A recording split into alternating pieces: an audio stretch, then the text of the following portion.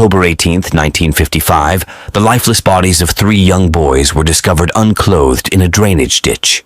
These boys were Robert Peterson, aged 14, John Schuessler, aged 13, and Anton Schuessler, aged 11. This tragic event had a profound and lasting impact on the community. The relentless pursuit of justice was met with frustration as the case remained unsolved for nearly 4 decades. The question lingered. Who could have committed such a horrific crime against these innocent boys? How were they able to elude justice for such an extended period of time? Let us transport ourselves back to the 1950s and explore the hidden gem of Chicago's northwest side. Norwood Park and Jefferson Park, nestled within this district, provided solace for those seeking refuge from the chaos of urban living. The close-knit community revolved around its parish, Little League, and bowling alleys. With the lowest crime rate in the city, it was an idyllic place to raise a family until tragedy struck in 1955. On February 11, 1942, in Cook County, Chicago, Malcolm and Dorothy Peterson joyfully welcomed their firstborn, Robert, affectionately known as Bobby. Robert was the eldest of 4 siblings, with younger sisters Barbara Ann, aged 7, and Susan, aged 5, as well as a 3-year-old brother named Tommy.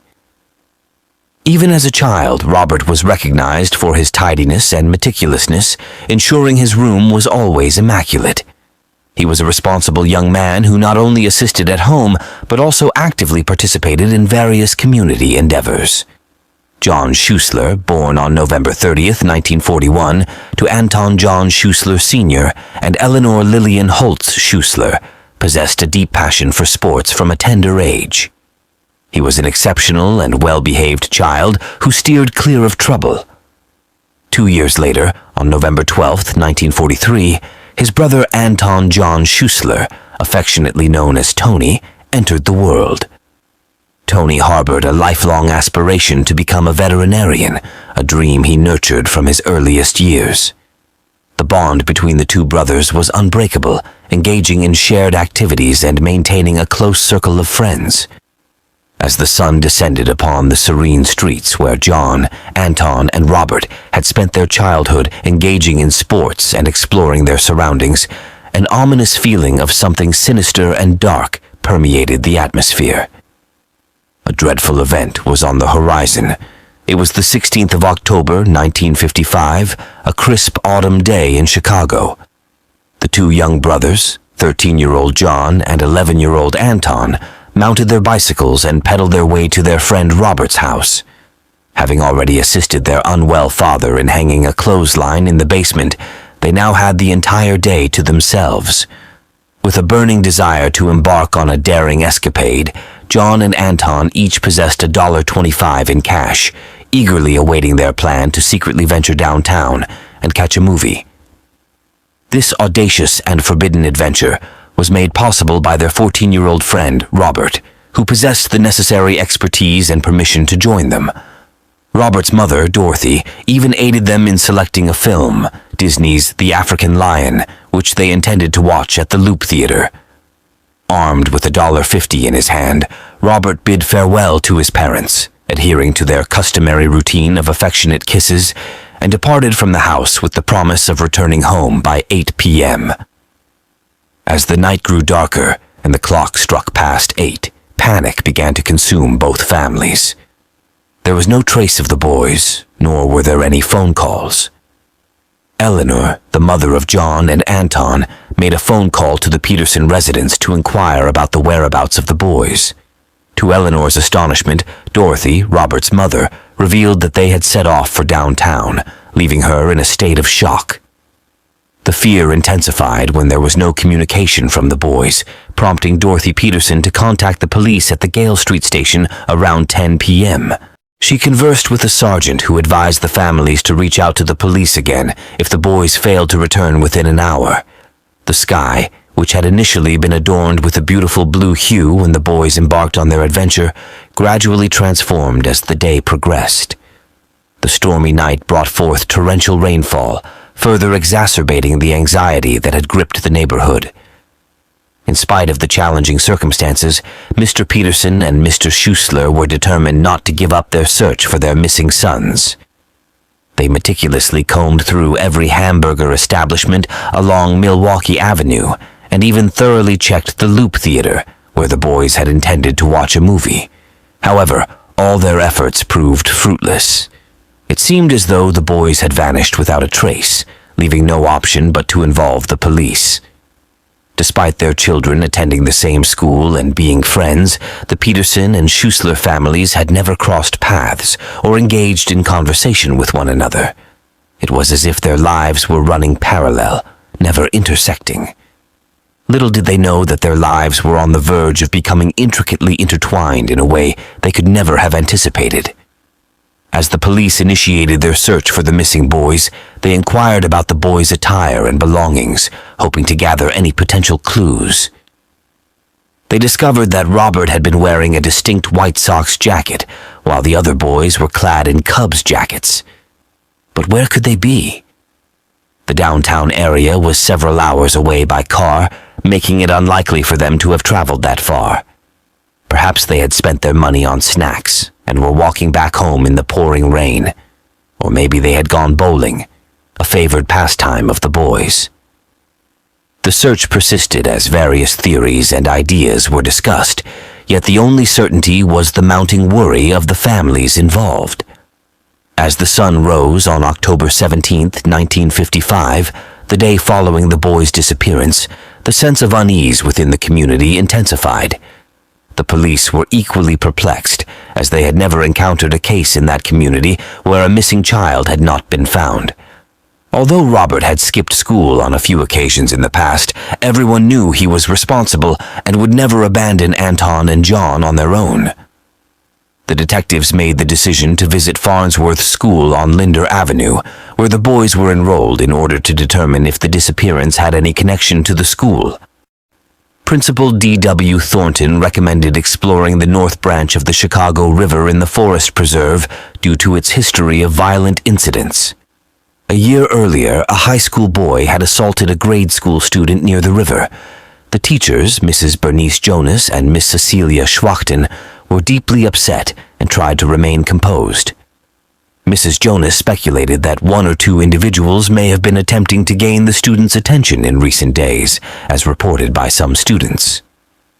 The community was gripped with fear, and the detectives understood that if they didn't locate the boys soon, rumors and speculation would cloud the truth. The detectives faced a challenging task ahead.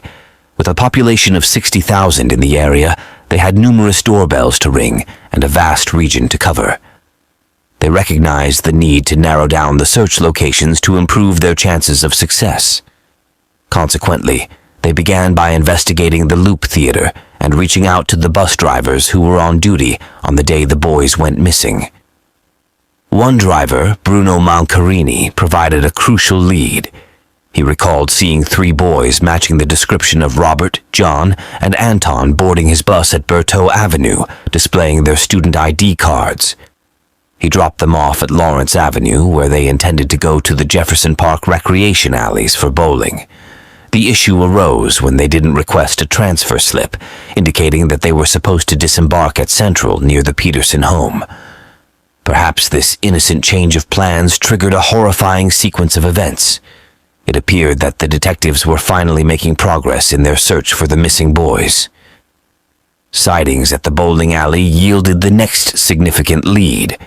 Neighbors and relatives confirmed seeing Robert and Anton at Monte Cristo Bowling Alley, where they took a restroom break while John conversed with a neighbor. The boys departed at 8 p.m. after Robert and Anton returned from the restroom.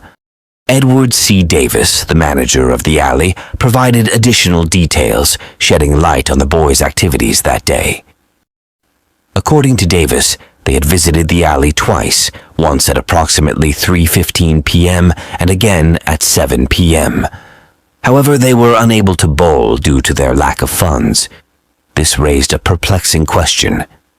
Why would the boys return to the same location where they had been turned away earlier without any money to participate in the activity?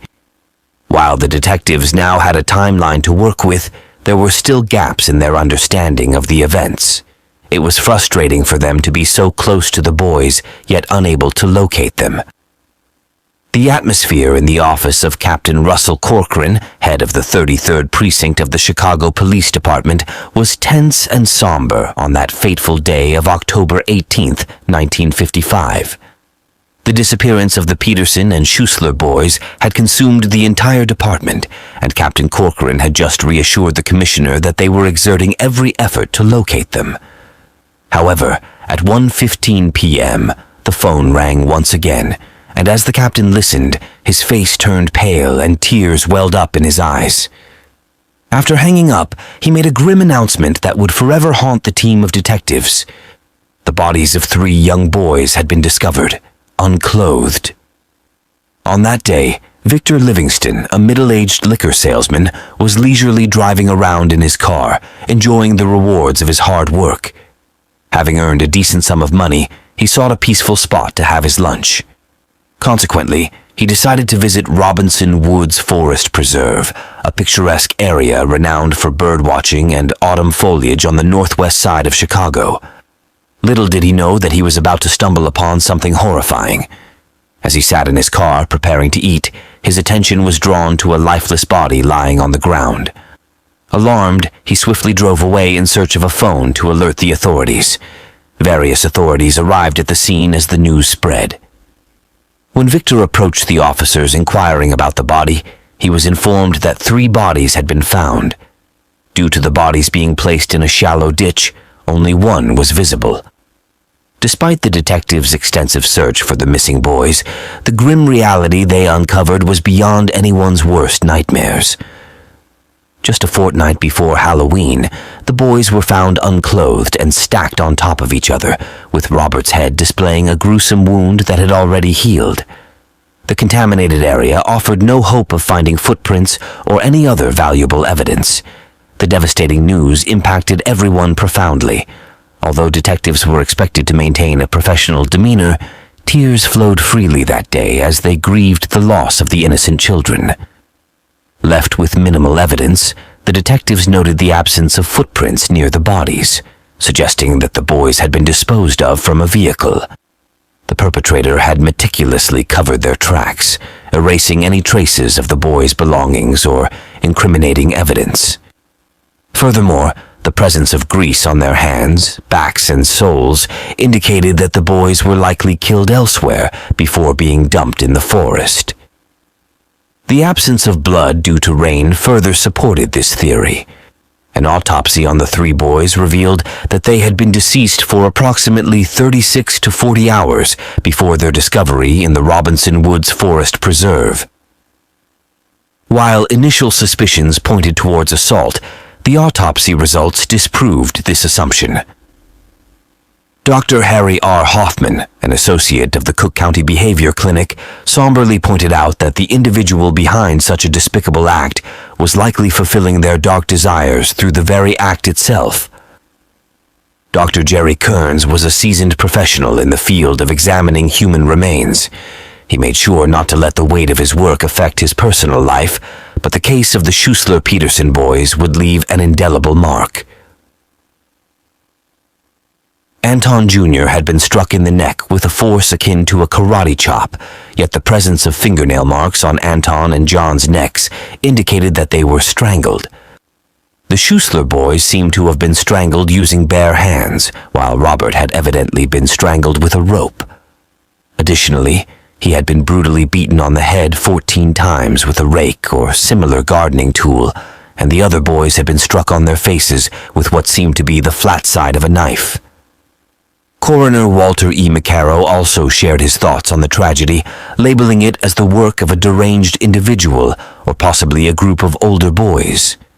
It was observed that Robert, John, and Anton were likely held captive in unsanitary conditions, bound and silenced with adhesive tape before being discarded in the forest preserve.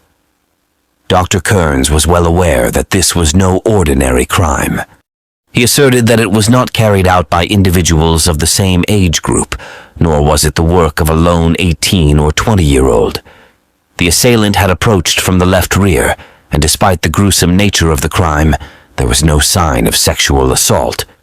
Robert had put up a fierce fight for his life, evident from the head injuries he sustained. The recovery of the boys' bodies marked just the beginning of the nightmare. Witnesses came forward to report seeing a vehicle pick up the three boys. One witness even claimed the car was a Packard, leading to the interrogation of nearly 1,000 Packard owners. Despite an exhaustive investigation that involved interviewing over 43,000 individuals, the perpetrator remained at large. Anton Schuessler Sr., who had lost his two sons, expressed his thoughts on the tragic events, stating, "When children can't safely go to the movies in the afternoon and return home, there is something fundamentally wrong with the country." However, the tragedy did not end there for the Schuessler family. Anton Sr., at only 41 years old, passed away due to a heart attack just a month after the murders. Eleanor Schuessler's life became even more isolated as she mourned the loss of both her sons and her husband. Despite eventually marrying Valentine Bud Kujawa and attempting to move forward, the memories of the murders continued to haunt her. She kept a photo of her boys and a bronzed baby shoe of each on her dresser as a constant reminder of the children she had lost. For years, she grappled with the unanswered question of what had happened to her sons, with occasional visits from investigators serving as painful reminders of the unsolved case. Gary Kujawa, her stepson, recalled the profound impact the murders had on her, noting that she was always haunted by the tragedy. The Peterson family also struggled to come to terms with their loss. Malcolm, Robert's father, not only mourned the loss of his son, but also his closest companion. Dorothy, Robert's mother, was left so devastated by the tragedy that she required medical attention. In the aftermath of the murders, Chicago became a place of unease. Law enforcement officers scoured the streets tirelessly, searching for any evidence or clues related to the case. Parents were reluctant to let their children out of their sight, fearing they could also become victims of the unknown perpetrators. Leaving children home alone was no longer an option, as doors were securely locked, and even disposing of items in the trash seemed risky, as any suspicious activity could lead to intense questioning by investigators. The community was gripped by fear, with terror infiltrating every aspect of daily life. Despite the disorder, the investigation continued with the presence of numerous uniformed police officers and undercover detectives scouring the neighborhood. Captain Louis Caparelli enlisted an additional 200 officers from his unit, all of whom willingly sacrificed their weekend to aid in the manhunt.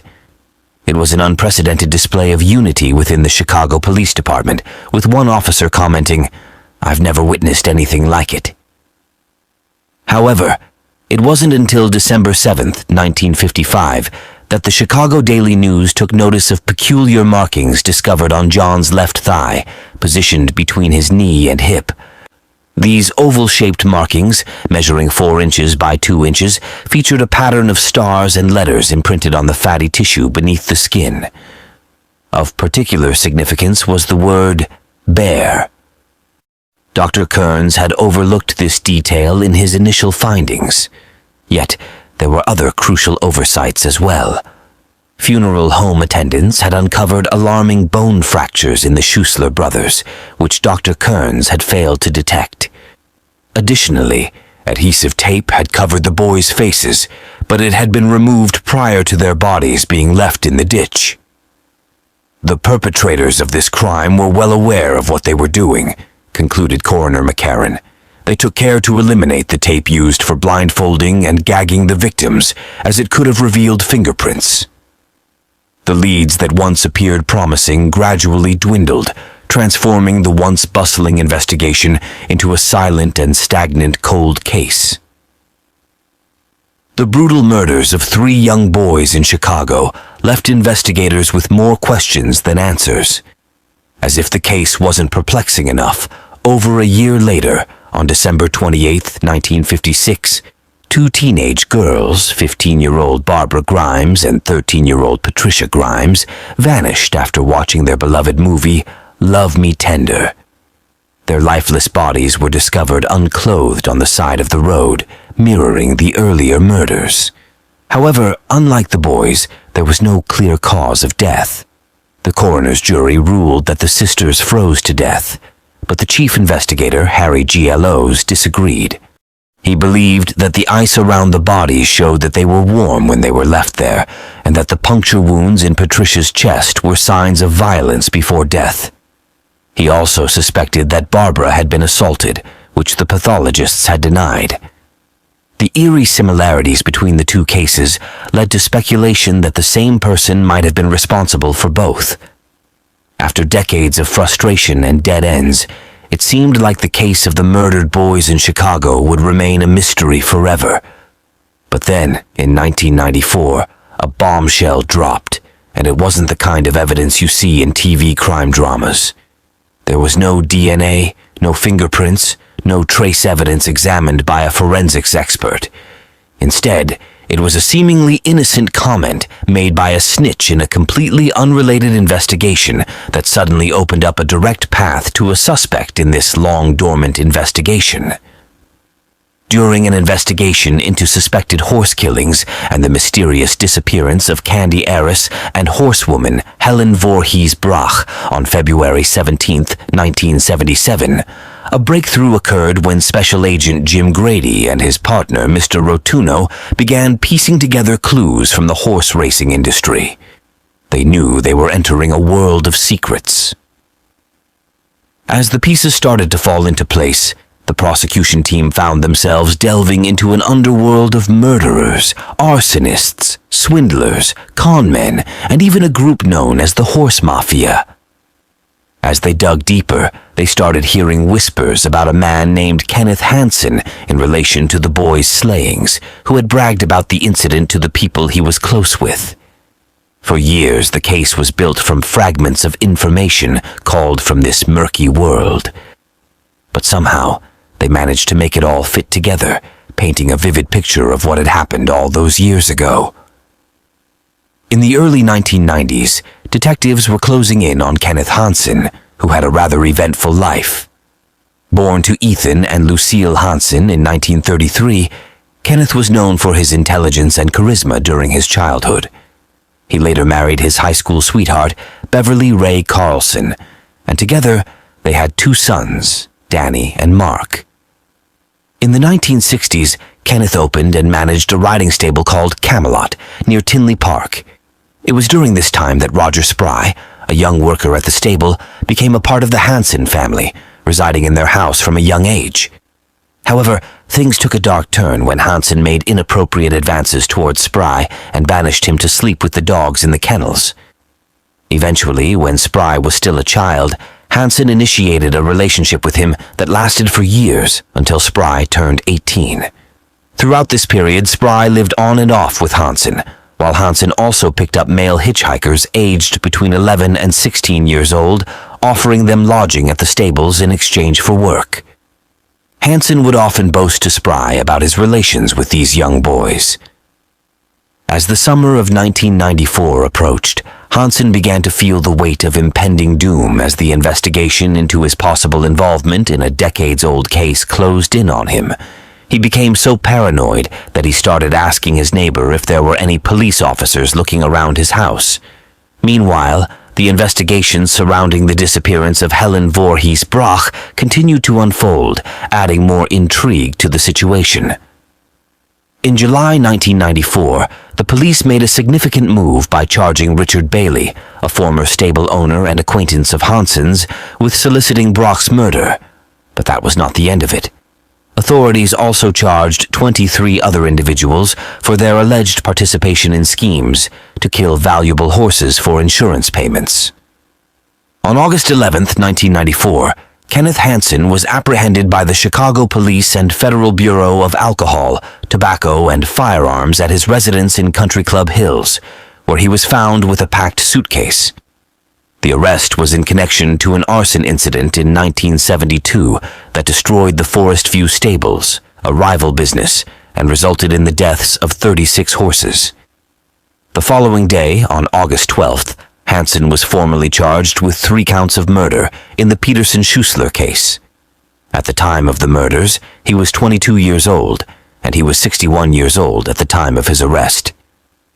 The announcement of the murder charges against Hansen raised questions about the evidence authorities had against him.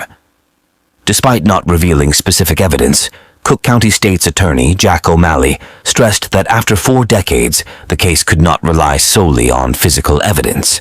This lack of transparency deepened the mystery surrounding the case, leaving many curious about how the prosecution planned to build their case against Hansen.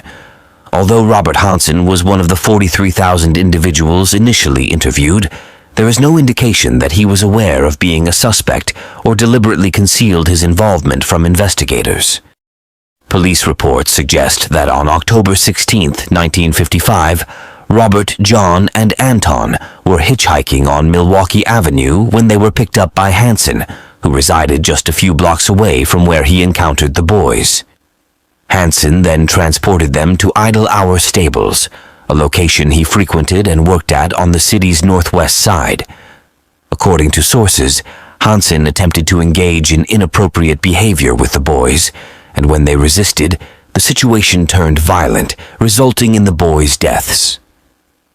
On that same evening, witness Hetty Salerno heard 2 chilling screams emanating from the direction of the Idle Hour stable while she was going about her activities.